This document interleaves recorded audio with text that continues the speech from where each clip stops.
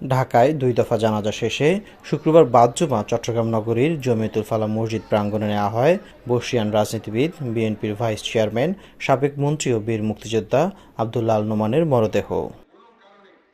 তার জানাজায় অংশ নিতে সেখানে সকাল থেকে দূর দূরান্ত থেকে জড়ো হতে থাকেন বিএনপি সহ সর্বস্তরের মানুষ। মানুষের সব স্রোত এসে মিশে দামপাড়ায় দীর্ঘ লাইনে দাঁড়িয়ে শেষবারের মতো অনেকে জননন্দিত রাজনীতিক বিএনপির ভাইস চেয়ারম্যান আব্দুল্লাহ আল নোমানের মুখটি দেখে। কেউ বা আবার ভিড় এড়িয়ে দূর থেকে নেতার প্রতি শ্রদ্ধা জ্ঞাপন করেন। নোমান ভাইয়ের সাথে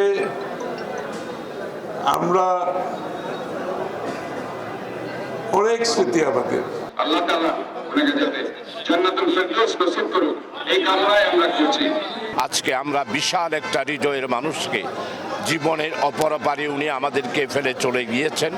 জানাজায় বিএনপির কেন্দ্রীয় ও স্থানীয় নেতাদের পাশাপাশি বিভিন্ন রাজনৈতিক ও পেশাজীবী নেতারা অংশ নেন। স্মৃতিচারণ করেন বিএনপি সহ বিভিন্ন দলের নেতারা। মানব কল্যাণ, মানব প্রেম ছাড়া কিভাবে রাজনীতি হয় আমি জানি না।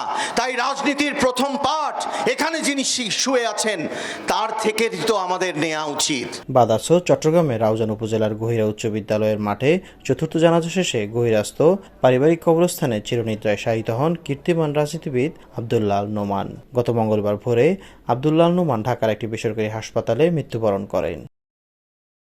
নাইমুল ইসলাম, বৈশাখী সংবাদ, চট্টগ্রাম।